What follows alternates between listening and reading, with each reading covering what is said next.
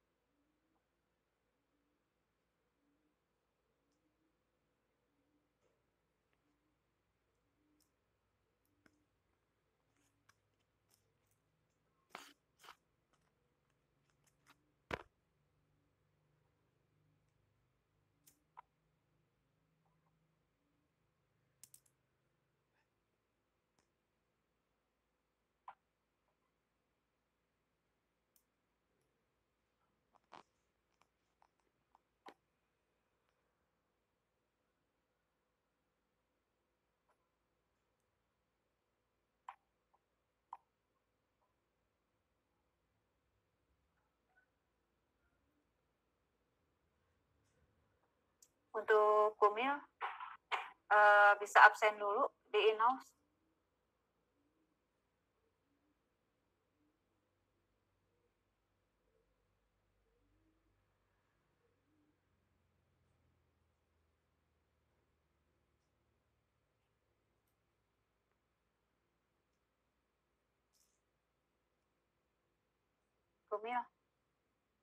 Kumil, tolong di absen dulu di itu ya, di in-house.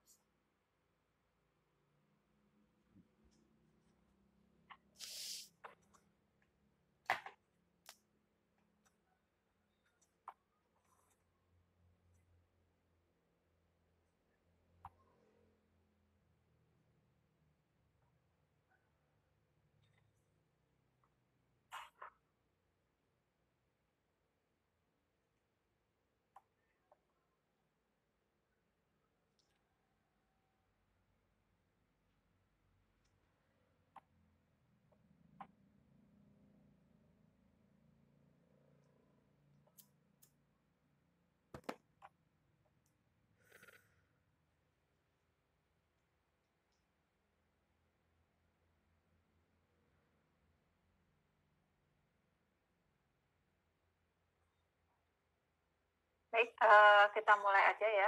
Ternyata teman Anda yang ada berapa orang lagi tuh? 7 orang lagi belum bergabung dengan Google Meet.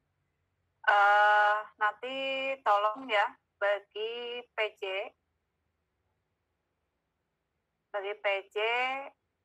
untuk melaporkan kehadiran di Google Meet ini ya di WA Group ya, atau boleh cari sama saya.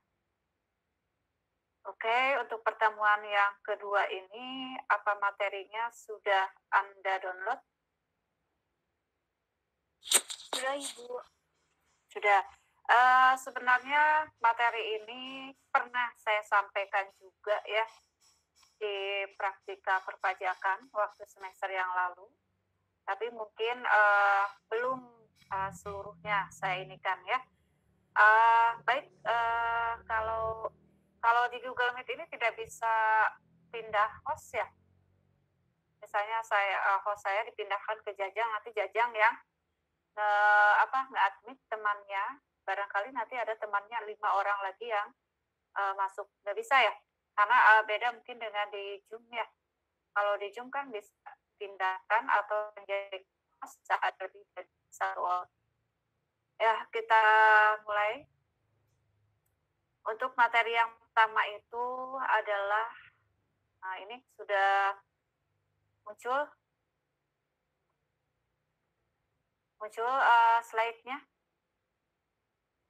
Ada, Bu. Muncul, Bu. Ya. Ini tentang dasar-dasar perpajakan dulu ya. Saya mengingatkan lagi kepada Anda apa yang disebut dengan pajak, apa yang menjadi unsur-unsur pajaknya, terus fungsi dan kedudukan pajak, macam-macam daripada pajak, lalu ada jenis-jenis pajak dan sebagainya. Ya. Nah, kalau ditanya apa itu pajak? Nah, pajak itu adalah bengkuang, bonteng, apalagi cengek ya, itu apa? Oh, itu mah rujak ya, salah. Pajak itu adalah iuran dari rakyat kepada negara berdasarkan undang-undang yang dapat dipaksakan dengan tidak mendapat timbal balik secara langsung yang dapat digunakan untuk kepentingan negara. Ya, ini definisi pajak yang saya ambil dari Bapak Rohmat Sumitro, ya, yang kemudian saya kutip di buku saya, ya, itu mengenai definisi pajak. Nah, dari definisi pajak yang tadi saya sampaikan, itu bisa kita lihat ada beberapa unsur pajak. Ya, di sini yang pertama ada iuran rakyat kepada negara. Yang kedua ada berdasarkan undang-undang. Yang ketiga tanpa timbal balik secara langsung dari negara. Dan yang keempat digunakan untuk kepentingan negara atau umum. Nah, untuk yang pertama itu adalah iuran rakyat kepada negara. Nah, kalau yang namanya iuran rakyat, apalagi Anda hidup di zaman modern, atau bukan zaman modern lagi ya, Anda sudah milenial, ya, zaman milenial sekarang, iuran itu dilakukan dengan menggunakan uang. Ya, nah dari sini rakyat kepada negara, maka jelas rakyat ini adalah yang dipungut, sementara negara adalah yang memungut. Tapi negara pun tidak negara yang turut tangan memungut pajak kepada rakyatnya, tetapi dia ada salah satu departemen atau salah satu kementerian yang khusus untuk menangani pajak. Ya. Misalnya di sini ada Kementerian Keuangan, di bawah Kementerian Keuangan ada Dirjen Pajak, Dirjen Bea Cukai dan sebagainya. Ya. Di sini berkaitan dengan uang.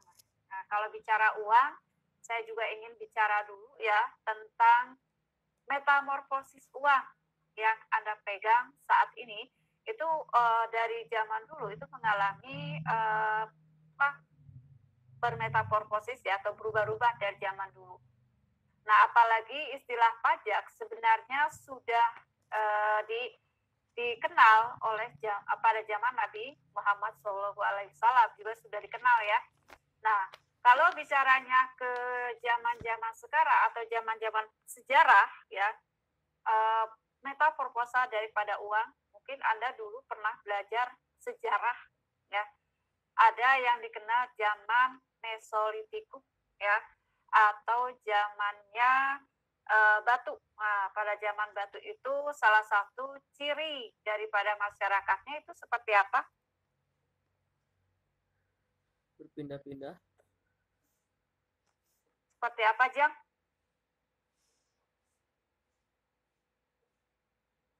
Halo? Mungkin masih sederhana, Bu. Pada zaman batu, ciri khasnya, mungkin Anda belajar sejarah dulu nggak, Jang? Pernah, Bu. Pernah mendengar istilah zaman batu? Pernah, Bu. Sifat masyarakatnya seperti apa?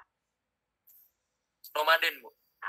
Nomaden ya, berpindah-pindah. Kamu tahu alasannya kenapa masyarakat pada zaman batu itu dia harus berpindah-pindah? Nah, mungkin karena bisa dibantu oleh ya.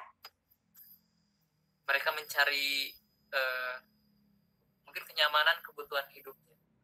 Bukan kenyamanan, Jang. Biasanya kenapa mereka berpindah-pindah? Berburu. Biasanya kalau di daerahnya itu sudah tidak ada lagi sumber makanan yang bisa dimakan oleh masyarakatnya. Udah habis misalnya ya. Seperti misalnya pohonnya sudah habis itu. Hewannya juga sudah tidak ada untuk dimakan.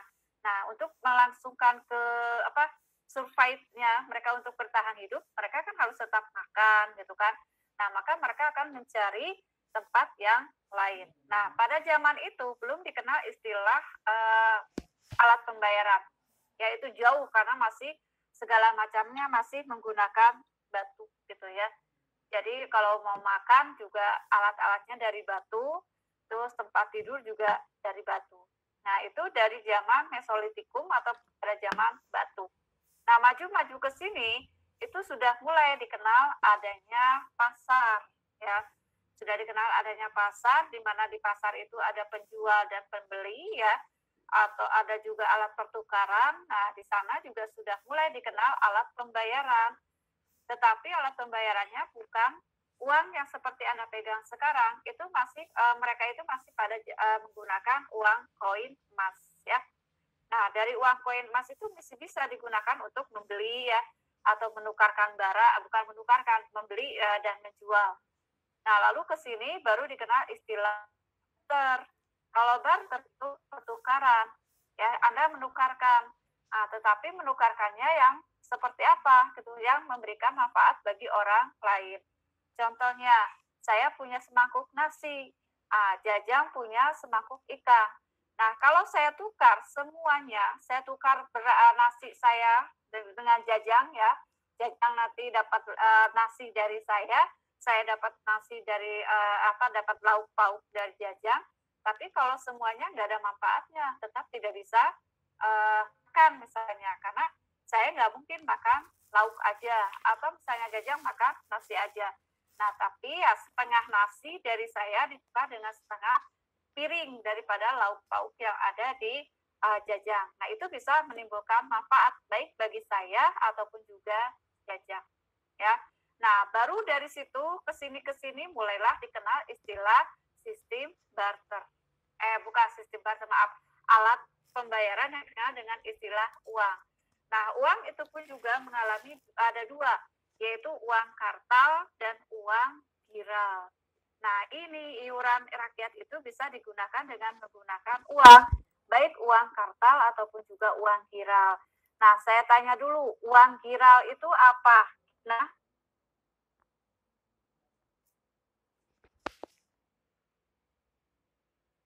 ada yang namanya Gina kan?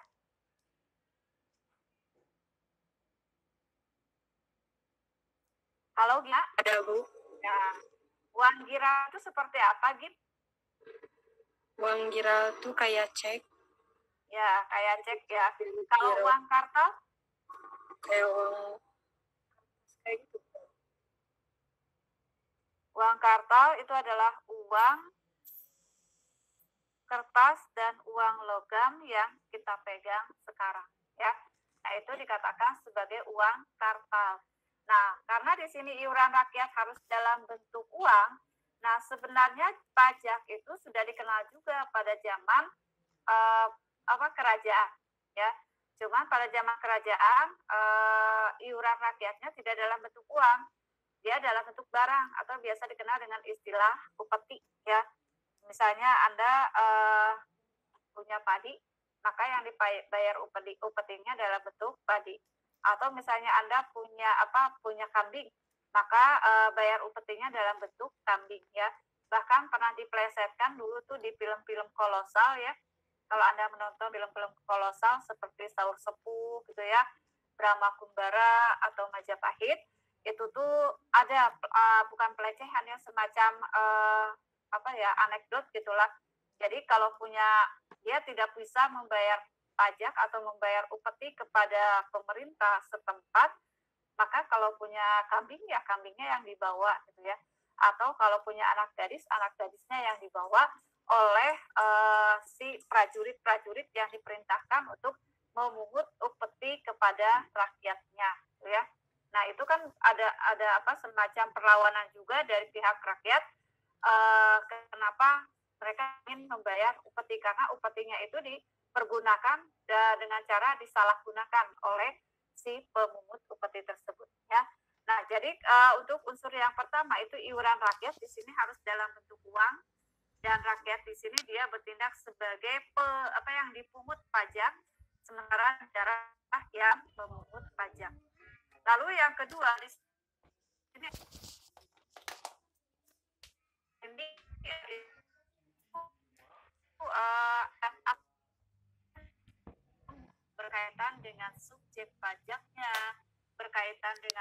apa objek pajak, siapa subjek pajak, bagaimana dasar pengenaan pajaknya, dan berapa besarnya tarif itu ditentukan oleh undang-undang.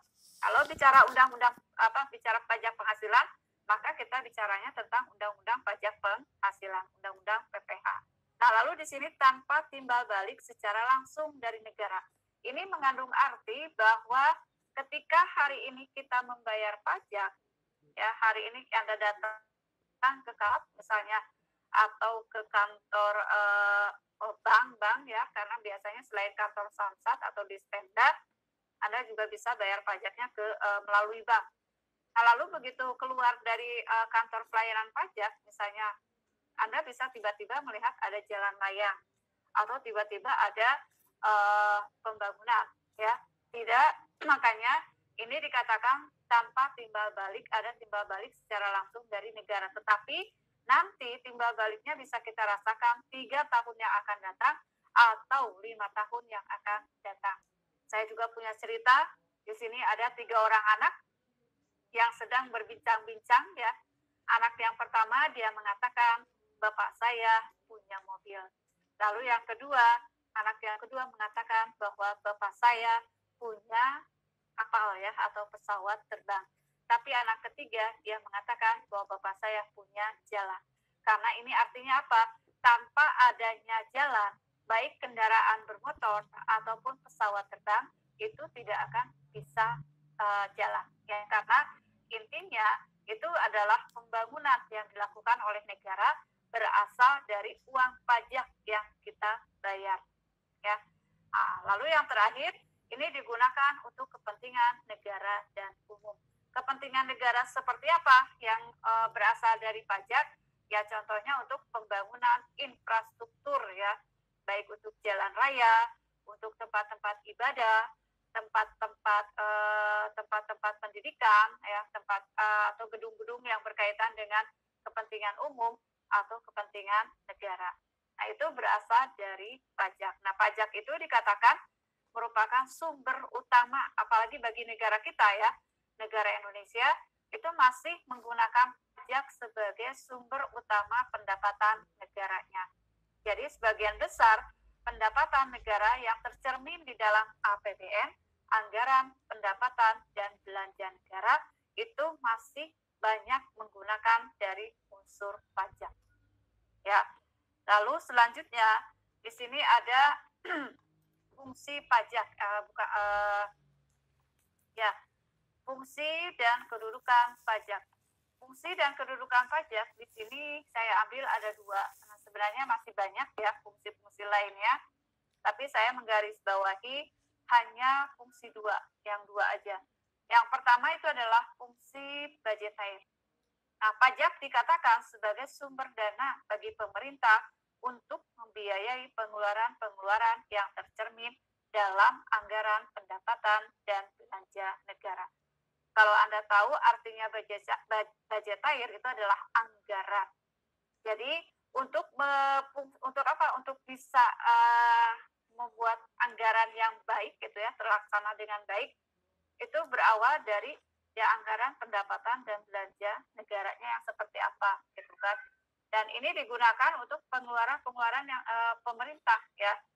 Nah, yang paling besar mungkin pengeluaran atau bukan paling besar ya, sebagian besar pengeluaran yang dilakukan oleh pemerintah itu contohnya adalah membayar gaji para PNS atau ASN. Ya. Makanya kalau Anda nanti jadi PNS atau ASN, jangan hanya memakan gaji kita ya. Nah, ini kan kaitannya dengan APBN, di mana biaya gaji ASN atau PNS itu merupakan salah satu pengeluaran yang ada di pendapatan dan belanja negara atau APBN ya, di mana sumber pendapatan utamanya berasal dari pajak ya. Lalu yang kedua di sini fungsi mengatur, yaitu pajak sebagai alat untuk mengatur atau melaksanakan kebijaksanaan pemerintah, baik dari bidang sosial maupun bidang ekonomi. Nah, bidang sosial mengatur soal apa? ini yang diatur adalah masalah soal moral masyarakatnya. Ya, pemerintah tidak menghendaki moral rakyatnya atau moral masyarakatnya jeblok ya. Itu dengan cara meninggikan tarif atau tingkat tarif pajak untuk minuman keras. Nah, ini diatur oleh pajak gitu, sehingga dengan tingginya tarif pajak untuk minuman keras diharapkan masyarakatnya tidak banyak yang mengkonsumsi minuman keras. Sehingga kalau misalnya terlalu banyak masyarakat yang mengkonsumsi minuman keras, maka apa yang terjadi? Nah, itu bisa menimbulkan sanksi sosial lainnya. Ya, bisa Anda bayangkan lah, orang yang mabuk itu bisa melakukan kejahatan yang lainnya. Contohnya, mabuk itu dapat mengakibatkan pertama, misalnya ya, dia membunuh karena biasanya emosional daripada pemabuk itu tinggi ya. Jadi tekaup disenggol. Misalnya Anda senggol orang yang sedang mabuk, itu bisa naik pitam. Ya, kalau sudah naik pitam bisa sampai membunuh gitu. Ya, itu yang paling parah. Atau misalnya dari yang paling muda itu dengan mabuk dia lupa, dia hilang malunya. Kalau hilang malu itu bisa mengambil yang bukan miliknya, misalnya sampai mencuri. Nah, itu kan yang bisa diakibatkan dari satu hal ya, dari minuman keras. Makanya kan di dalam Al-Qur'an minuman keras itu kan emang dilarang ya, apalagi yang itu kan ada di dalam Homer ya.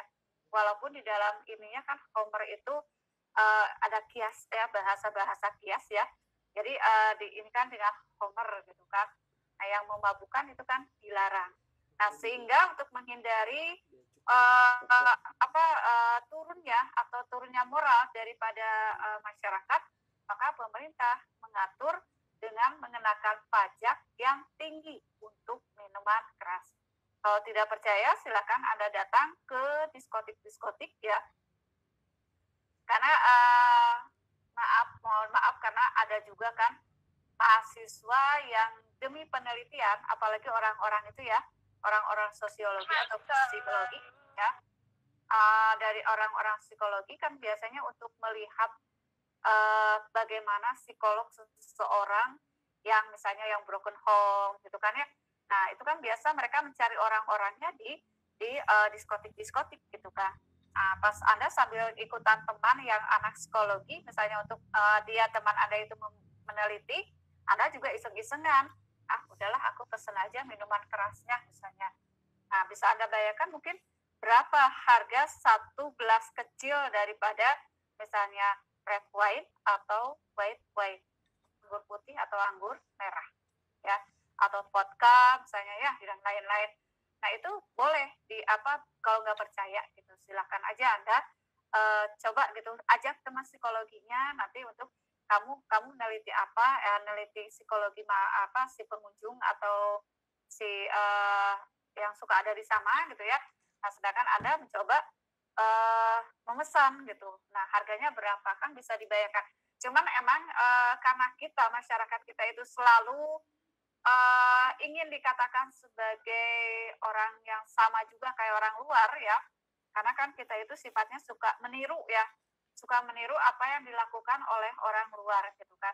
Kalau di luar itu cara mereka meminum minuman keras pun juga kan ada aturannya. Mereka tidak langsung menenggak satu botol gitu kan, tapi mereka ya sambil ngobrol gitu kan, terus minumnya juga sedikit. Tapi kan orang Indonesia mah ingin dikatakan seperti orang Barat, tapi caranya norak gitu kan. Ya, Anda tenggak ke satu botol si minuman kerasnya, ya jelas yang terjadi adalah langsung mabuk ya. Nah, itu kan cara-cara kita ingin meniru itu kan banyak ya. Misalnya ingin dikatakan seperti orang bule, pirang rambutnya, nah udah mah pirang rambutnya, bengetak hidung kan, bisa Anda bayangkan ya. Nah, itulah dari cara masyarakat kita yang meniru orang luar, tapi tidak selamanya yang ditiru itu menimbulkan aksen negatif ya, ada juga yang positifnya. Nah, itu dari sisi bidang sosial. Lalu yang diatur dalam bidang ekonomi apa? Ini untuk menghindari sifat konsumtif dari masyarakatnya. Maka pemerintah itu dia meninggikan tarif pajak untuk barang mewah ya. Nah, bisa Anda bayangkan mungkin sekarang ya, mungkin sekarang walaupun PPKM juga sekarang masih banyak ya orang yang ingin jalan-jalan gitu kan, sehingga di jalan raya itu kan macet ya. Kenapa? Karena satu rumah itu yang terdiri dari 3 orang, mobilnya bisa 3, motornya bisa 5 mungkin ya. Nah, itu karena apa? Itu sifat konsumtif. Nah, untuk supaya gitu kan tidak bersifat konsumtif, apa yang dilakukan oleh pemerintah? Maka kalau untuk kendaraan bermotor dikenallah istilah pajak progresif ya. Jadi nanti semakin besar karena kepemilikannya dimiliki oleh satu orang. Nah, itu dari bidang ekonomi. Ini mah banyak sekali ya, apalagi sekarang walaupun kita lagi masa-masa gini, tapi saya rasa masih banyak orang yang masih mampu untuk membeli barang-barang yang dikatakan sebagai barang mewah. Ya, dengan catatan, kalaupun kita mampu membeli barang mewah itu, kita tidak perlu berdumel untuk memberikan PPN BM-nya, untuk membayar PPN BM-nya, karena itu sudah diatur oleh pihak pemerintah untuk menghindari sifat konsumtif. Sekarang lihat aja di rumah Anda, ada berapa pasang sepatu yang Anda miliki, ada berapa misalnya tas yang di rumah Anda yang Anda miliki gitu, dari yang harganya mahal sampai yang harganya murah. Kalau lebih dari satu, maka Anda harus mengaca dulu, berarti Anda sudah bersifat konsumtif. Tapi kalau misalnya baru satu, saya mah ada cuma satu sepatu itu aja misalnya, tas itu aja, berarti Anda tidak bersifat konsumtif ya. Tapi kalau di rumahnya sudah ada berjejer, apalagi sudah pakai lemari-lemari khusus buat tas ya, ya disimpan, dipakainya juga sekali-kali dan nggak tahu kapan dipakainya, maka itu kita sudah bersifat konsumtif. Nah, itu untuk menghindari itu, maka pemerintah mengatur ya atau meninggikan tarif pajak untuk barang mewah. Ya, sampai sini dulu. Ada yang mau ditanyakan?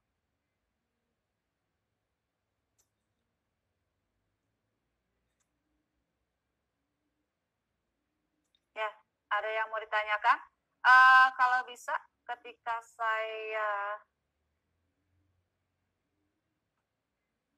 ini saya on cam, Anda juga on cam ya, biar kelihatan kan Anda di mana-mananya.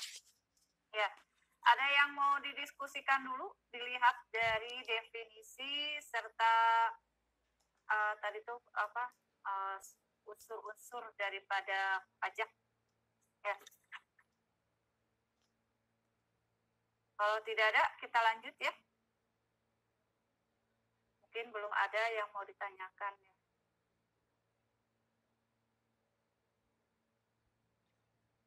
Nah, ini sudah muncul PPT-nya.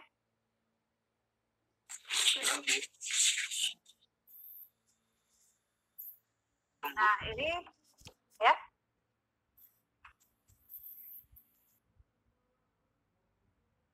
Nah, ini kedudukan hukum pajak ya. Secara garis besar di Indonesia itu ada yang dikategorikan sebagai hukum publik dan ada juga sebagai hukum privat.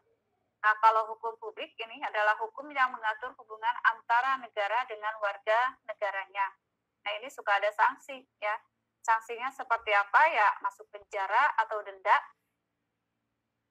Itu bagian daripada hukum publik karena ini merupakan hukum yang mengatur hubungan antara negara dan warga negaranya. Kalau hukum privat itu adalah hukum yang mengatur hubungan antar pribadi di suatu daerah atau di negara. Nah, kalau yang mengatur hubungan antar pribadi ini biasanya tidak ada hukumannya. Ya, paling hukum adat aja yang berlaku. Contohnya, Anda menikah tidak dihukum kan? Atau Anda yang belum menikah tidak dihukum. Anda menjadi janda tidak dihukum. Nah, itu kan nggak ada. Cuman yang ada adalah hukuman dari masyarakatnya, gitu kan. Kalau janda atau duda kan sering ada yang orang yang ngomong di belakang, itu kan hukum adat ya atau sanksi sosial ya.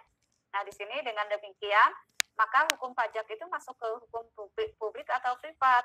Nah, pajak masuk ke hukum publik karena mengatur hubungan antara negara dan warga negaranya. Apabila ada yang melanggar akan dikenakan sanksi berupa denda dan hukuman kurungan. Kalau hukuman kurungan mungkin pernah terjadi ke kasus Gayus ya. Dia menyalahgunakan uang pajak yang dipungut daripada subjek pajak tertentu ya.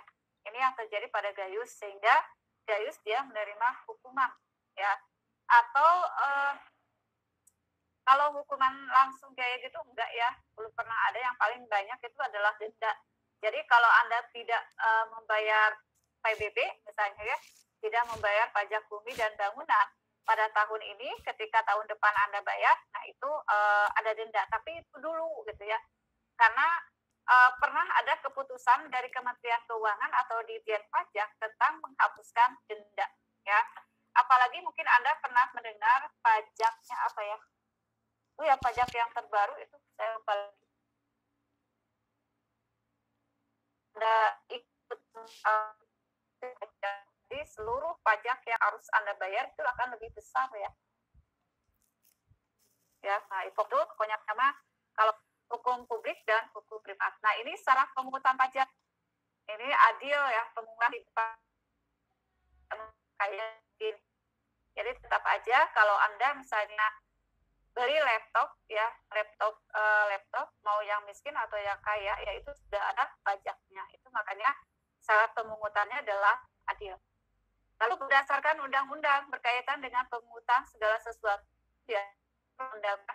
Ini contohnya ada Undang-Undang Pajak Penghasilan Ekonomis. Nah, diharapkan dengan dilakukannya pemungutan pajak menganut prinsip ekonomis, yaitu dengan biaya yang minimal diperoleh hasil yang maksimal. Ya, ini mah orang ekonomi tahu lah ya. Lalu finansial, pemungutan pajak disesuaikan dengan keadaan finansial dari pemungut dan yang dipungut pajaknya. Ya, jadi kalau misal finansial ini finansial itu seperti kalau dia penghasilan sekian juta, nah sekian gitu kan, itu disesuaikan dengan keadaan finansial dari si yang dipungut. Makanya dalam PPh itu PPh pasal 21 khususnya ada empat tarifnya, yaitu 5%, 10%, 25%, dan 35%. Nah, itu kan tergantung daripada keuangan yang dimiliki oleh si yang dipungut atau yang wajib pajaknya. Lalu sederhana. Nah, diupayakan dalam pemungutan pajak pengertian secara sederhana sehingga dapat mengerti dan paham tentang kewajibannya. Ini berkaitannya mungkin dengan PBB ya, pajak bumi dan bangunan, terutama di daerah-daerah yang bahwa tanah yang mereka miliki kan tanah mereka gitu kan. Terus kenapa saya harus bayar ke pemerintah? Gitu. Nah, itu mindset seperti itu harus diluruskan oleh kita gitu kan ya. Nah, nanti mudah-mudahan kalau Anda misalnya pulang ke rumah atau udah di rumah terus masih ada yang beranggapan seperti itu, nah Anda sama Anda harus dijelaskan dengan yang sangat sederhana sehingga bisa mereka tangkap gitu. Karena beda ya kalau ngobrol dengan seseorang yang mindsetnya sudah didoktrin dari dulu seperti itu gitu kan. Pasti banyaklah di perkampungan itu yang menganggap bahwa tanah mereka itu adalah tanah dari leluhurnya. Terus apa hubungannya saya harus bayar misalnya pajak bumi dan bangunan kepada pemerintah? Nah, kayak gitu, itu seperti itu ya sudah harus diluruskan gitu ya kepada di misalnya, dan kebetulan nanti Anda harus yang memberikan penyuluhan kepada masyarakat tentang pentingnya membayar pajak. Nah, ini harus memberikan penyuluhan yang dengan bahasa yang bisa dimengerti dan dipahami oleh masyarakatnya ya, karena berkaitan dengan hak dan kewajiban. Misalnya nanti sama Anda dijelaskan kan ini untuk pembangunan dan sebagainya, kata si bapaknya, pembangunan apa? Loh, saya ada di desa tidak pernah ada pembangunan. Anda bilang lagi, jangan gitu Pak, itu kan jalan raya, jalan yang ada ke kampung Bapak itu juga berasal dari pemerintah. Nah, pemerintah dari mana? Itu dari pajak yang dipungut dari masyarakatnya. Kalau Bapak menuntut hak, misalnya Anda jalan di sini, saya itu pengen jalannya rapi gitu kan, nggak ada yang bolong-bolong, pengen ada penerangan. Nah, kalau seperti itu kan hak yang harus Anda peroleh, tetapi balik lagi, Anda sudah melaksanakan kewajiban atau tidak. Sama halnya ketika Anda menuntut seorang dosen untuk memberikan nilai, karena nilai adalah hak mahasiswa kalau Anda sudah mengikuti perkuliahan. Nah, balik lagi, si dosennya pasti tanya, kamu udah mengumpulkan tugas belum? Ikutan UTS atau UAS belum? Nah, itu kan balik lagi ke kewajiban. Jadi sebelum Anda harus melaksanakan dulu kewajiban. Hak dan kewajiban. Ya.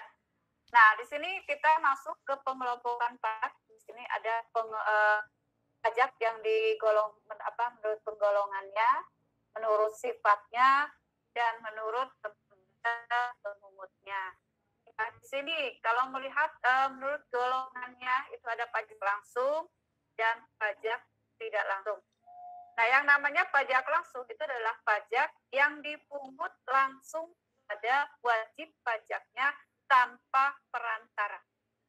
Nah, yang masuk contoh atau dikategorikan sebagai pajak langsung itu adalah PPh. PPh itu langsung ya dipungut kepada wajib pajaknya. Ya, kalau pajak tidak langsung itu adalah pajak yang dipungut tidak langsung kepada wajib pajaknya, tapi ada perantara. Ini contohnya mungkin adalah PPN dan PPNBM ya. Nah, PPNBM dan PPN dan PPNBM ini itu sebenarnya yang wajib membayar pajaknya adalah si subjek pajaknya, pengguna terakhir. Tetapi yang diwajibkan untuk menyetor itu bukan si ininya. Jadi dia tidak langsung setor. Beda ya. Kalau PPh misalnya saya yang dipungut ya atau sebagai wajib pajak, maka saya langsung yang membayar mensetor saya itu kan.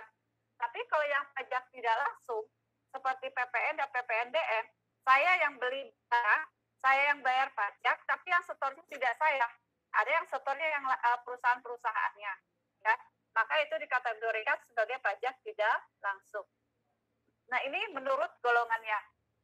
Kalau menurut sifatnya, ini ada pajak subjektif dan pajak objektif. Kalau pajak subjektif ini adalah pajak yang lebih berorientasi kepada subjeknya daripada objeknya. Kalau pajak objektif, ini adalah pajak yang lebih berorientasi kepada objeknya daripada subjeknya. Contohnya kalau yang berorientasi kepada objek atau pajak objektif, itu adalah pajak bumi dan bangunan. Ya, jadi berorientasi kepada objeknya, termasuk juga PPN dan PPNBM itu dikategorikan sebagai pajak objektif. Kalau pajak subjektif itu yang lebih berorientasi kepada subjeknya daripada objeknya. Contohnya adalah PPh. Ya, nah nanti PPh ini subjek pajaknya kan dilihat dari orang pribadi atau badan dan sebagainya. Ya. Nah, kalau yang menurut lembaga pemungutnya, ini ada pajak negara dan pajak daerah. Yang dimaksud dengan pajak negara itu adalah pajak yang dipungut oleh pemerintah negara, masuk kas negara, dan digunakan untuk kepentingan negara. Yang kategori pajak negara itu ada PPh, ya, terus PPN, PPNBM, dan sebagian daripada PBB. Itu masuk pajak negara. Sementara pajak daerah itu adalah pajak yang dipungut oleh pemerintah daerah, masuk kas daerah, dan digunakan untuk kepentingan daerah. Nah, kategori atau yang dimaksud dengan pajak daerah itu ada pajak kendaraan bermotor, pajak hotel, pajak restoran. Nah, itu dikategorikan sebagai pajak daerah. Sampai sini ada yang mau ditanyakan dulu?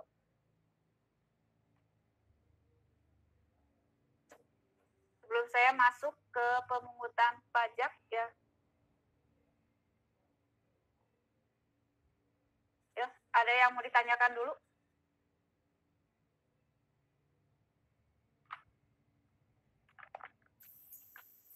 Anda boleh sambil minum ya, boleh juga sambil makan, boleh. Karena kan di kamar Anda sendiri ya, sambil ngemil-ngemil. Ya. Ya, Kalau saya itu ada teman udah punya NPWP, katanya itu pajaknya jadi beku atau gimana Bu? Jadi gimana Ya. maksudnya Bu? Jadi kalau Anda punya NPWP, itu Anda itu sudah dikatakan sebagai wajib pajak ya. Memang secara administrasi yang dikatakan sebagai wajib pajak itu adalah sudah mempunyai NPWP.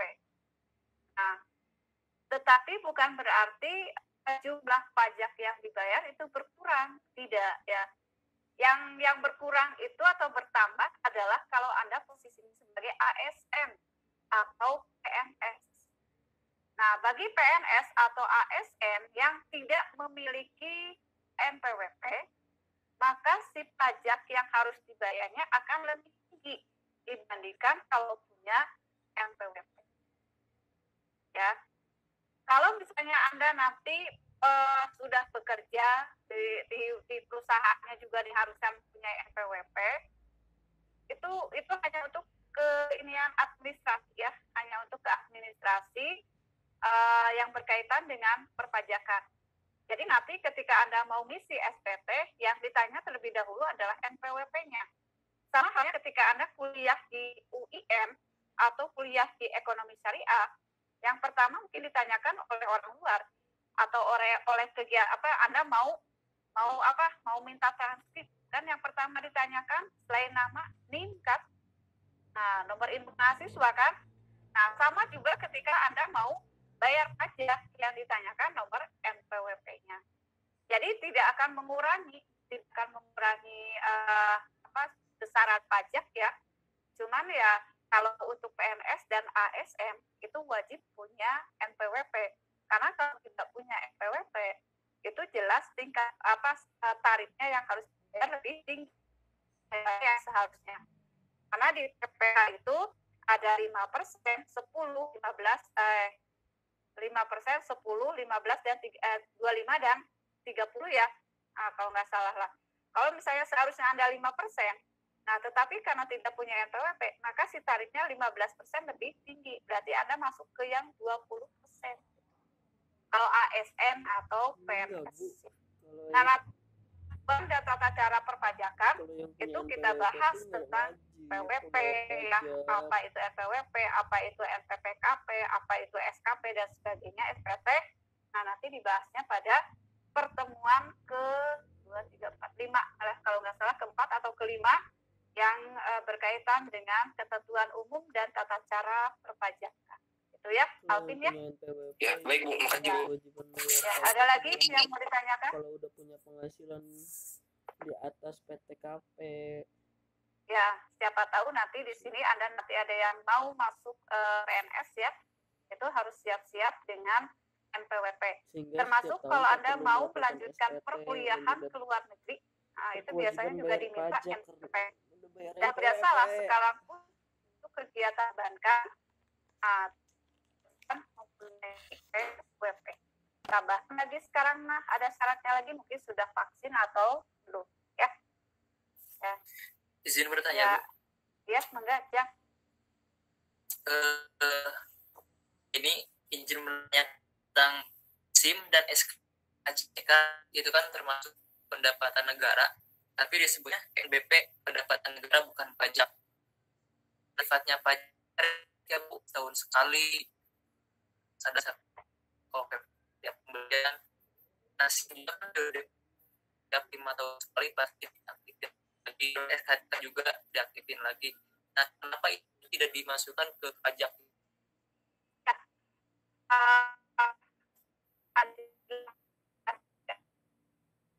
Itu SIM itu pajak atau gimana? Bukan pajak. Ya. Jadi yang dimaksud dengan yang membedakan mana yang pajak dan mana yang tidak pajak, itu pertama memang dilihat dari sisi waktunya, yaitu. Tetapi ada juga yang di pajak pun juga ada yang sifatnya tidak periodik. Dalam artian gini, ketika yang berhubungan dengan BPHTB ya, BPHTB itu merupakan hak atas tanah dan bangunan. Nah, pertama misalnya tahun sekarang Anda beli tanah, itu keluar keluar BPHTB. 5 tahun Anda tidak bayar lagi, tidak bayar BPHTB. Tapi ketika 5 tahun yang akan datang Anda beli lagi tanah, maka itu bayar lagi pajak ya. Dan BPHTB ini kebetulan itu bukan pajak negara, tetapi itu adalah bukan pajak daerah ya.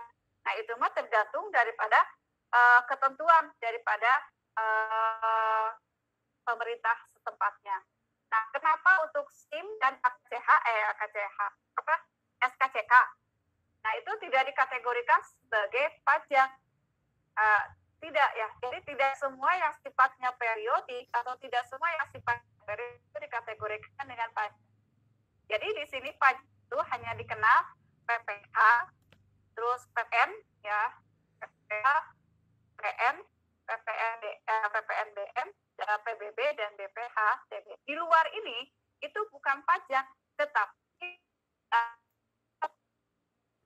ya di luar ini berarti adalah karena nanti pun juga di pajak daerah dan pajak negara kita bisa belajar membedakan mana masuk ke dalam pajak dan mana masuk ke dalam pungutan gitu ya.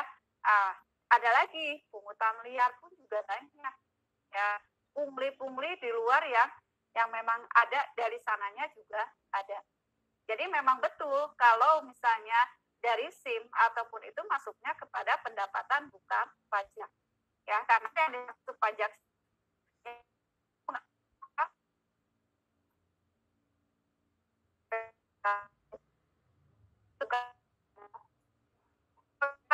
yang jadi objek pajak pada pajak penghasilan dari pendapatan hanya atau penghasilannya oleh pendapatan berasal dan bebas aktif dan dari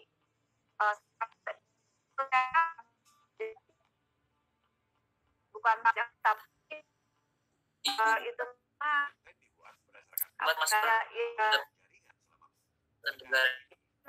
pendapatan tapi bukan dikategorikan sebagai itu yang khusus BPH, PN, PBB dan BPHTB ya. Nah itu berarti kita itu ya.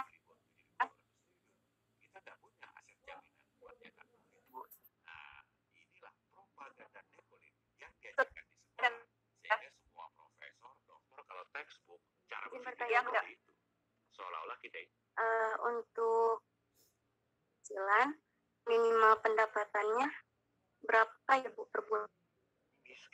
Ketika wajib pajak itu dia harus memenuhi syaratnya 2, subjektif dan objektif. Secara subjek sudah memenuhi enggak? Misalnya Anda sudah dikatakan sebagai subjek pajak, iya ya Anda itu subjek pajak karena kan yang namanya subjek pajak itu kan ada 2. Ada subjek pajak dalam negeri dan subjek pajak luar negeri, SPDN dan SPLN. SPDN atau subjek pajak dalam negeri itu kan WNI yang dari lahir sampai sekarang itu tinggal di Indonesia. Nah, misalnya Ayu kan dari lahir sampai sekarang tinggal di Indonesia, maka Ayu sudah masuk ke dalam subjek pajak. Nah, syarat yang kedua itu adalah objektif. Objektif, kalau bicara tentang penghasilan, objeknya adalah penghasilan. Nah, apakah Ayu sudah punya penghasilan? Kalau sudah, maka Ayu memenuhi 2, ya subjektif, objektif.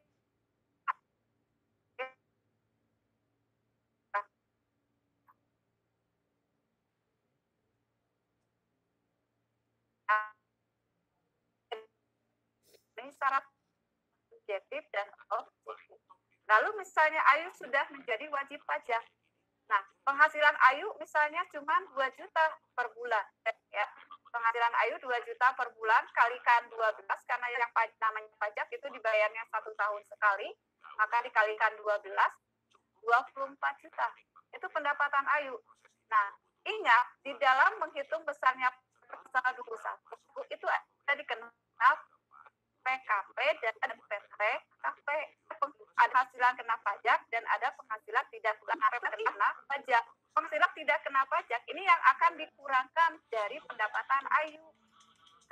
misalnya pendapatan Ayunya 24 juta setahun, dikurangi dengan PTKP-nya.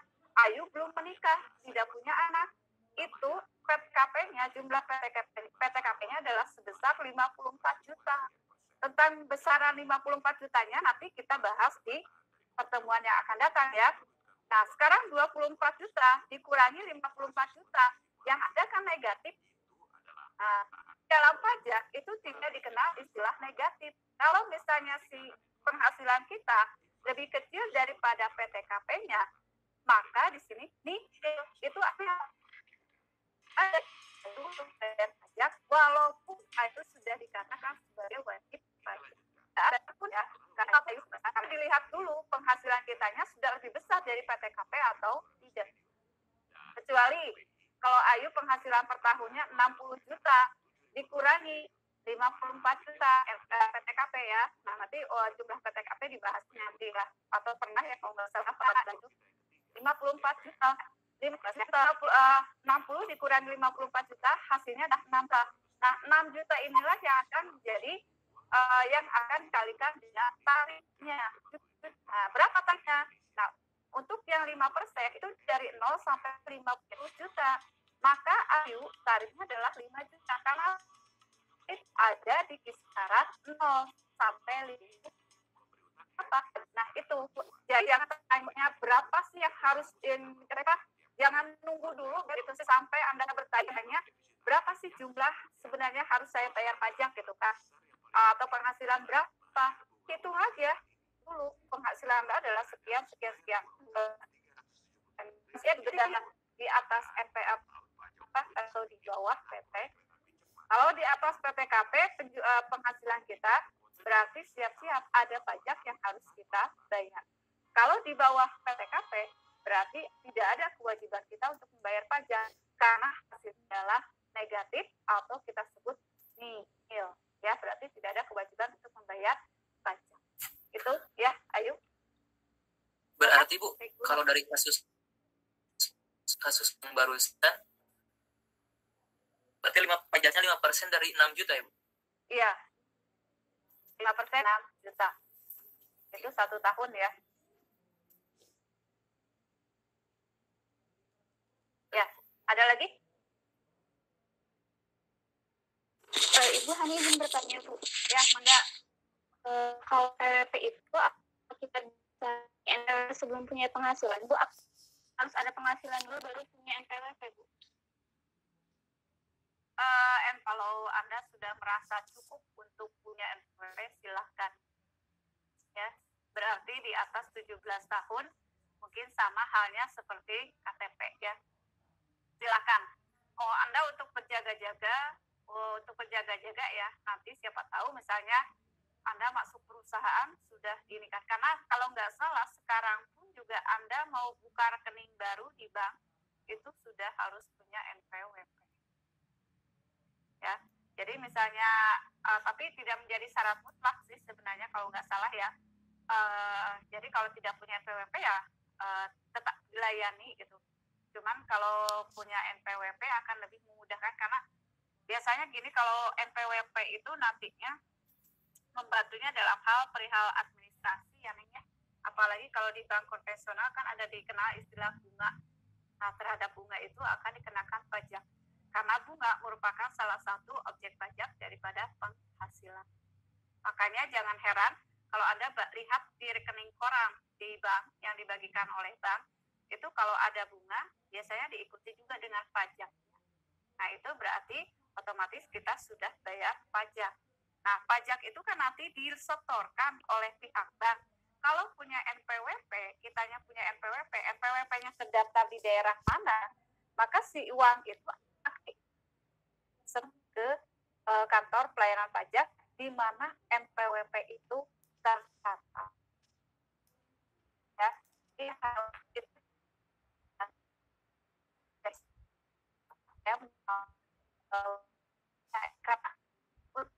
karena mudah ya. Sekarang bisa begitu kan juga secara zaman saya kayaknya datang dulu mah kan masih plan dan belum online. Jadi daftar pajak di Kota Bandung itu ada 3 tempat, ada di Racondo, ada di Gianyar, pusat elektronik center ya. Nah, di pinggir itu ada, atau kalau ada di Soekarno juga ada. Nah, itu ke kantor PDI untuk Soekarno Hatta itu biasanya untuk timur ya, yang ada di Bang Timur di koordinir di PP Pratama Soekarno Hatta, atau untuk Bandung Tengah bisa dan Samsat depan Samsat dulu mah, atau area Samsat sininya mau masuk ke Kiara Condong, nah Carrefour mau masuk ke Kiara Condong. Nah, sementara yang Bandung bagian sana itu di ya BEC. Jadi nanti di tempat-tempat kan biasanya ya di ya. Oke, Hani sudah bisa dipahami, Hani? Ya. Sudah Ibu, terima kasih Ibu. Ya. Kita lanjut dulu ya, masih ada yang harus saya sampaikan. Nah, di sini itu berkaitan dengan pemungutan pajak ya. Nah, pemungutan pajak ini dapat dilakukan berdasarkan 3 stelsel, yaitu stelsel nyata, stelsel anggapan, dan stelsel campuran. Ya. Nah, kalau stelsel nyata itu sistem pemungutan pajak yang dilakukan pada akhir tahun pajak dengan menghitung besarnya pajak berdasarkan penghasilan yang nyata diperoleh oleh wajib pajak. Nah, jadi kalau stelsel nyata itu dibayarnya, dihitungnya dan dibayar pada akhir tahun ya. Nah, berarti menunggu dulu sampai penghasilan yang kita peroleh full berapa satu tahun, baru dibayarkan. Nah, kalau stelsel anggapan ini adalah sistem pemungutan pajak yang dilakukan di awal tahun pajak dengan menganggap bahwa penghasilan tahun ini itu sama dengan penghasilan tahun yang akan datang, dengan tahun lalu, maaf ya. Nah, di sini kalau yang menggunakan stelsel anggapan nanti biasanya akan timbul lebih bayar atau kurang bayar, karena ini dibayar atau dihitungnya di awal tahun. Beda kalau stelsel nyata. Kalau stelsel nyata itu di akhir tahun itu sampai dia tahu penghasilannya berapa dulu gitu kan. Kalau stelsel anggapan itu dengan menganggap bahwa penghasilan tahun sekarang itu akan sama dengan tahun yang lalu ya. Padahal kan pada kenyataannya kan sering ada perubahan. Saya hentikan dulu ya, menunggu ada.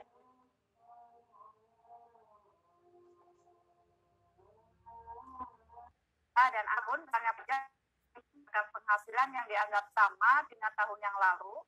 Kemudian di akhir tahun pajak dilakukan penghitungan besarnya pajak berdasarkan penghasilan yang nyata diperoleh pada tahun tersebut. Nah, dari sistem pemungutan pajak seperti ini terdapat perbedaan dalam hasil akhir penghitungan pajak ya, maka akan dikenal istilah kurang bayar atau lebih bayar. Nah, biasanya ini kalau stelsel campuran itu jarang dipakai ya. Yang paling banyak dipakai adalah yang nyata, stelsel nyata. Karena kalau stelsel nyata itu berdasarkan penghasilan yang memang benar-benar sudah kita terima. Kalau masih di awang-awang kan belum tentu ya.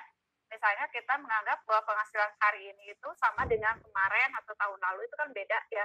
Nah, kalau misalnya kalau nyata, berarti emang benar-benar yang sudah diterima ya.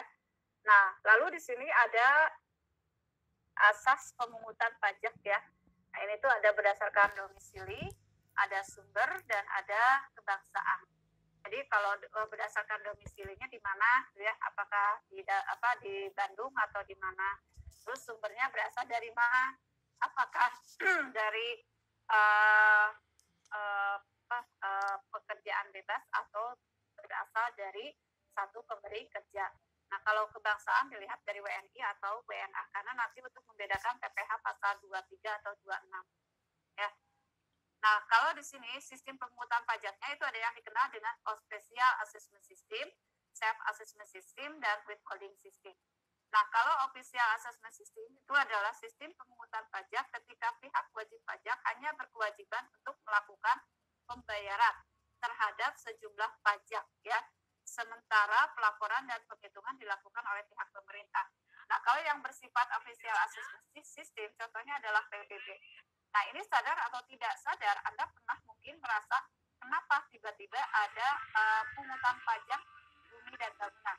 Padahal misalnya ibu dan bapak Anda di rumah tidak merasa untuk melaporkan bahwa mempunyai tanah seluas itu, bangunan seluas ini, itu tidak ada. Karena yang dijadikan patokannya itu adalah sertifikat yang difotokopi oleh pihak kecamatan.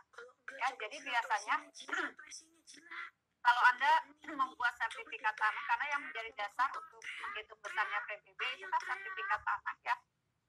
Kalau misalnya Anda membuat sertifikat tanah itu biasanya ada fotokopiannya yang disimpan di kantor kecamatan. Nah, itulah yang menjadikan dasar untuk menghitung besarnya pajak bumi dan bangunan. Makanya sifatnya itu adalah official assessment system.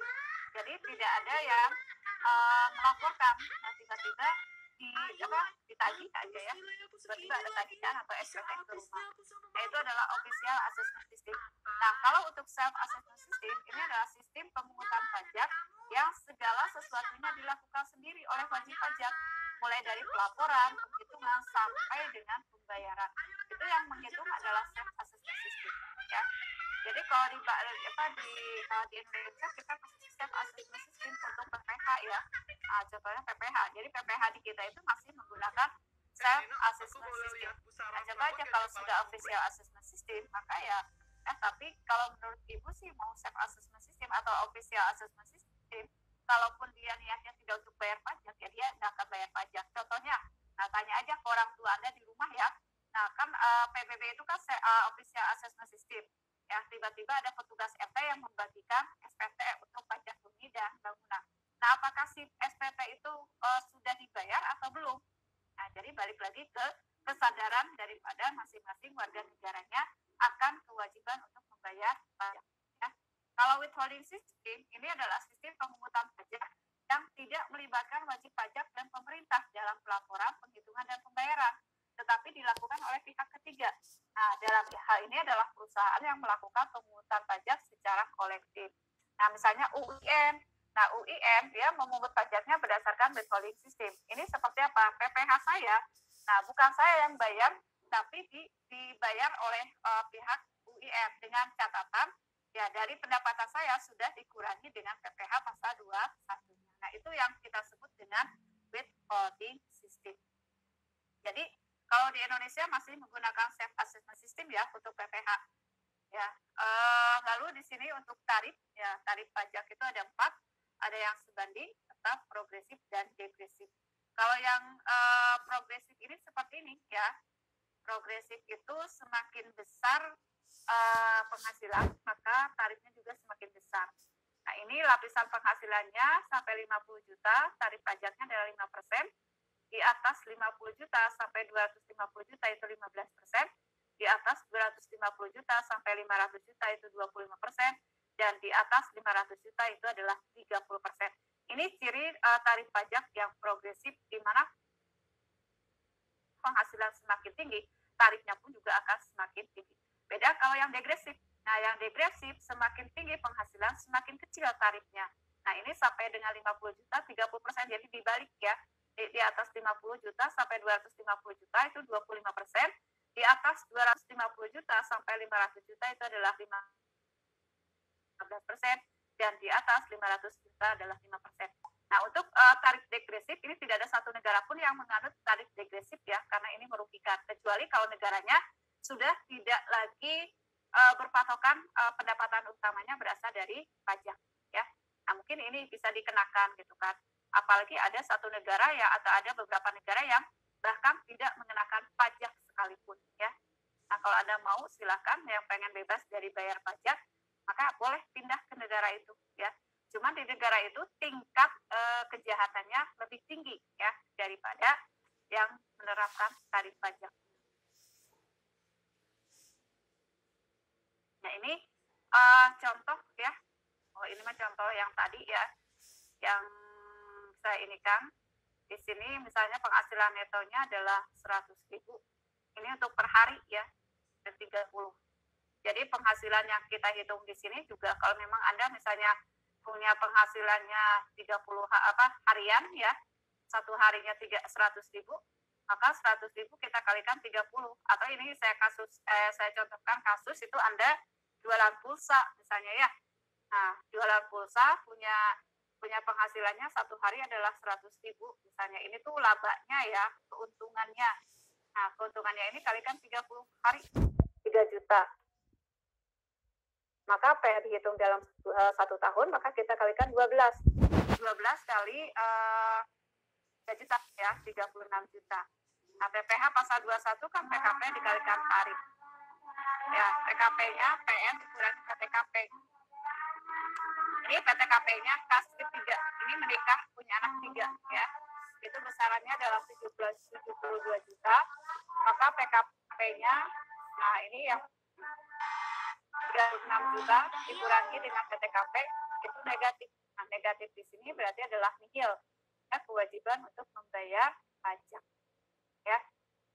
Ini yang tadi ya, aduh saya lupa nih di sini padahal ada. Yang stelsel nyata dengan stelsel anggapan ini seperti ini ya. Nah, ilustrasinya karena 1 tahun itu adalah 12 bulan. Di sini 1 Januari 2021 sampai 31 Desember 2021.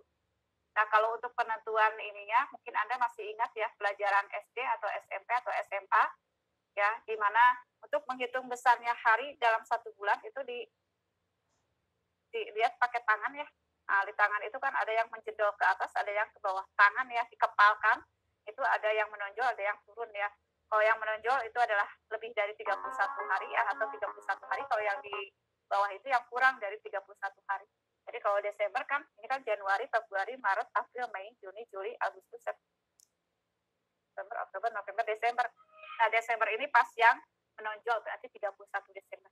Kalau 1 Februari, berarti ini nanti sampai 31 Januari. Gitu ya. Nah, misalnya PPh-nya di sini. Nah, kalau yang anggapan, itu dihitungnya di awal. Ya, kalau anggapan. Ini yang campuran contohnya. Nah, yang campuran itu kan awalnya itu kan pakai anggapan dulu ya, dengan menganggap bahwa penghasilan tahun sekarang itu sama dengan tahun yang lalu. Maka PPh-nya kita hitung 4 juta. Nah, tetapi setelah kesini kita lalui selama 1 tahun, nah pada tanggal 31 Desember 2021 hitung lagi PPh-nya. Ya, penghasilannya ternyata lebih kecil. Itu sebesar 2 juta PPh-nya. Maka kalau gini keadaannya, dia posisinya adalah lebih bayar. Nah, kenapa lebih bayar? Ya ini kan, dia 4 juta dengan 2 juta. Kalau posisinya dibalik, yang 2 jutanya di sini, 4 jutanya di sini, maka itu posisinya adalah kurang bayar. Nah, ini kurangnya bayar atau lebihnya bayar, jangan Anda minta lagi ke kantor pelayanan pajak. Nah, nanti aja, karena nanti akan diterbitkan SKPLB atau SKPKB. Surat ketetapan pajak lebih bayar dan surat ketetapan pajak kurang bayar.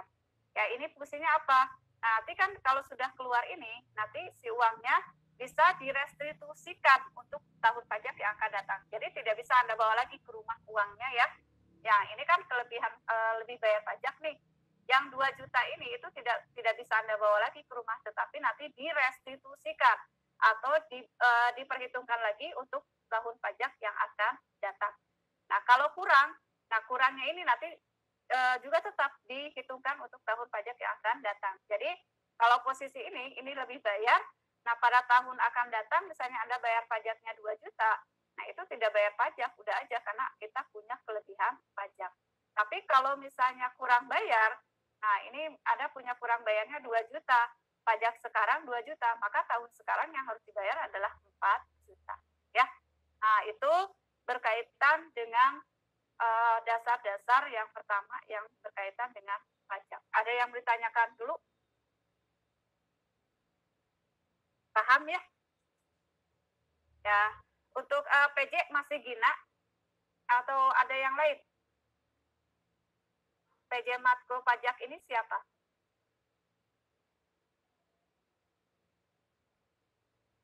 Atau Kosmanya siapa Kosma? Kosma yang tahu Kosma siapa? Kosmanya sudah ganti, Bu. Untuk Ya, PJ siapa? belum ada lagi. Kosma siapa?